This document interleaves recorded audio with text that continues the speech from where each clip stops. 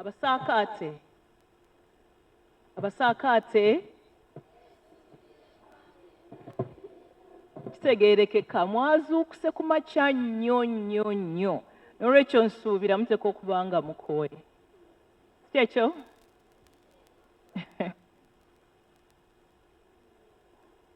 Oba oli awo n'enjala ebaluma.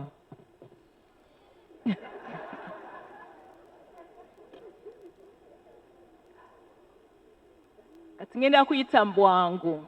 Temufaayo, tugenda kukyamisana bwe tuva wano. Si kyekyo? Kale.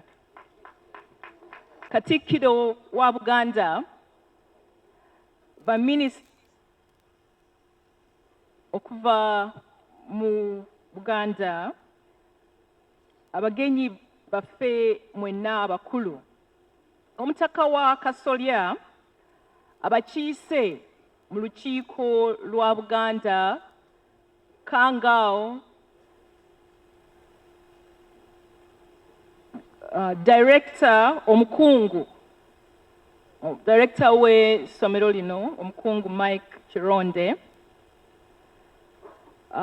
tulinamu abagenyi baffe abakulu nga mwe muli ba special guests obeera be bagenyi abakulu, abagenyi ab'enjawulo nga mwe muli mukwano gwaffe mukyala Charlotte Kainarugaba ne muganda we Ishtar naye amwerekeddeko,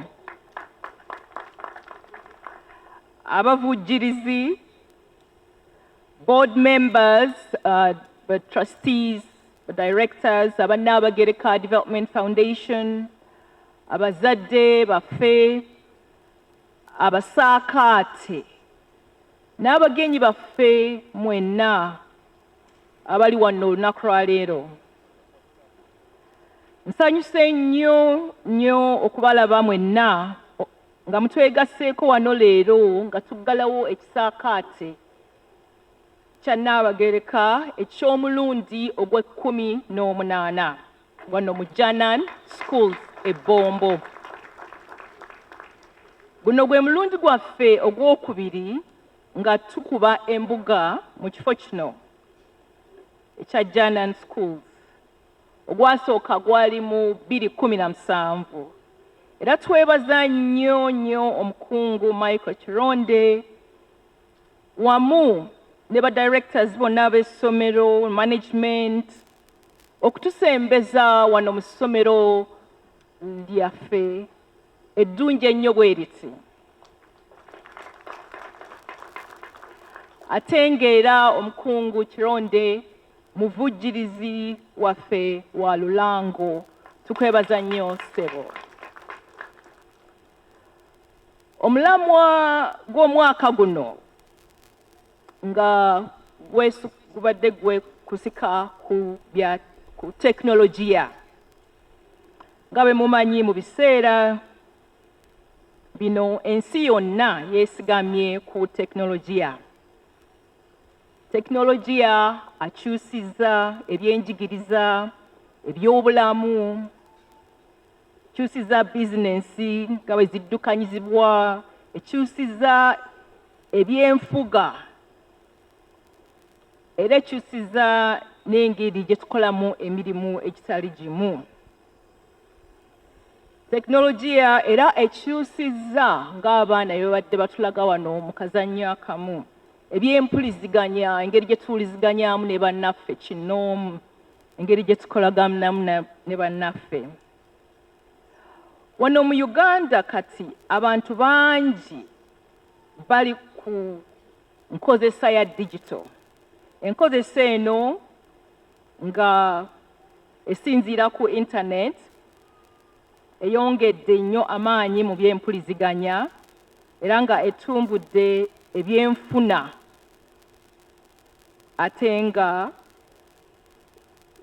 ate ng'era etugatta wamu n'ensi endala mu nsi zonna.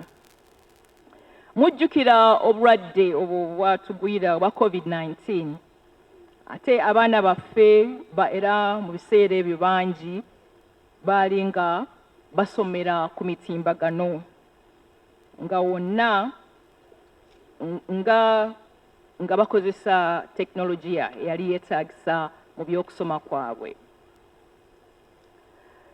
Naye okufaananako n'enkola endala wonna, tekinologiya naye asobola okukozesebwa obubi ne muvaamu ebitusoomooza.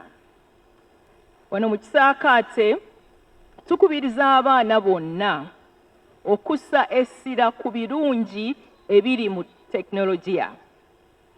Tubakubiriza okumukozesa mu ngeri ey'obuvunaanyizibwa, abeere nga wa mugaso eri buli omu era ayongere n'amaanyi mu nteekateeka z'okusoma zaabwe n'obulamu bwabwe obw'omu maaso. So si kubafuula oba okumukozesa obubi oba okumukozesa obubi mu bulamu bwabwe oba mu bulamu bw'abalala.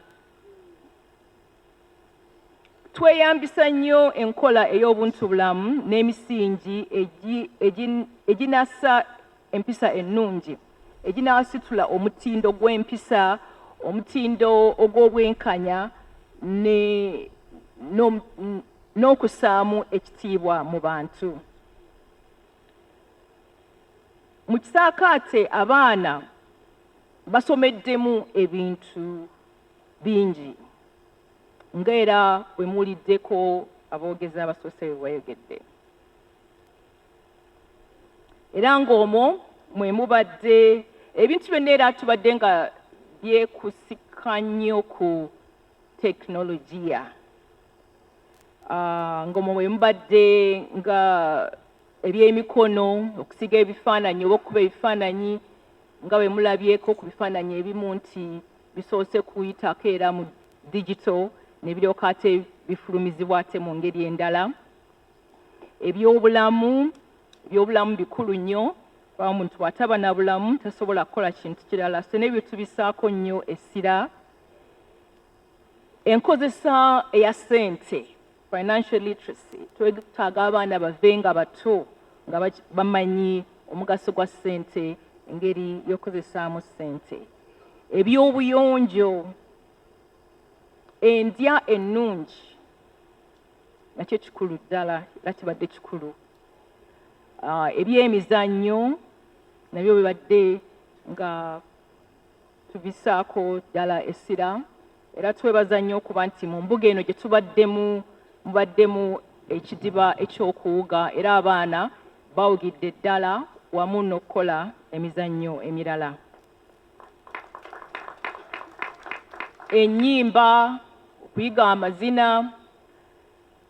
Muyinza okulowooza nti abaana abamu kati nga bazinya amazina amaganda baagayiga dda, naye bangi ku bo bagayigidde wano ne batuuka olunaku lwa leero nga bazina nga abaamanya edda okuyiga. Naye era mu kisaakaate kino nga bwe mwawuliddeko tuyigiddemu oba tuleesemu ensonga ey'okukozesa eddagala era n'okwewala okukozesa ebiragalalagala. Ennaku zino abaana n'abavubuka bangi beenyigidde nnyo mu kukozesa ebiragalalagala, biragalalagala ng'enjaga, amayilungi, cocaine n'ebirala bingi ng'omwo ntadde n'omwenge gwennyini. Bino binafuya omubiri n'obwongo era byonoonera ddala obulamu bw'omuntu. Omwana n'aba nga tasobola kusoma bulungi, ate bw'aba omuntu omukulu nga tasobola kukola. Ndowooza abantu bano mubalaba, tufiiriddwa abantu bangi nnyo era nga mu makubo mubalaba. Ekintu kino tekiba kyakuseka bannange. Manyi Dr. Medad abadde akyogerako n'ayogera nti muyinza okulaba omuntu akankana bakyogedde abantu ne baseka naye si kyakuseka kintu kino guno mutawana gw'amaanyi alcohol abuse, substance abuse, kintu kya mutawaana nnyo kyakusoomoozebwa kinene ddala. Tusaba abazadde babeere nga boogerako n'abaana baabwe ate era beetegerezenga nnyo n'emikwano gy'abaana baabwe, abantu be bayita nabo bantu ba kika ki, biki be bakola, biki be bakkirizaamu. Beewale okufuna emize eginaabaleetera empisa ez'okubanga emibiri gyabwe gyetaaga buli kaseera okutwala ebiragala ebyo oba kye tuyita addiction.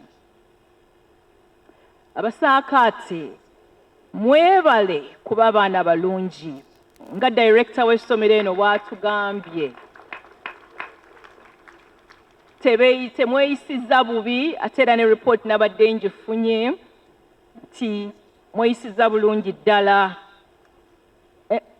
Twagala mugende mu maaso era n'abo bannammwe abatazze wano leero tusaba nabo mubayigirize. Waliwo ekyansanyusizza ennyo, tubadde twogerako n'aba National Drug Authority nnaku nga 2 emabega 3 bwe naliko wano, ne bagamba nti be baali nga bali e Buddo King's College baasangayo omuvubuka eyali nga ayogera ne banne ku nsonga ez'okwewala ebiragalalagala naye n'abategeezaako nti yali mu kisaakaate. N'olwekyo bwe muva wano mubeera ba ambassadors b'ekisaakaate ku nsonga ez'ebiragalalagala, ku nsonga endala zonna ze mukoze eki, ze muyize. Abamu nga bwe tubuliddeko muyize engeri okukozesa ensimbi oba n'okuba nga museevinga, okulya obulungi, okukolagana obulungi ne bannammwe n'ebintu ebirala bingi nnyo. Mubeere ba ambassadors era nga muyimira ne mweyogerako obulungi, bababuuza nti ng'ekyo wakikoze bulungi nga mubategeeza anti naliko mu kisaakaate.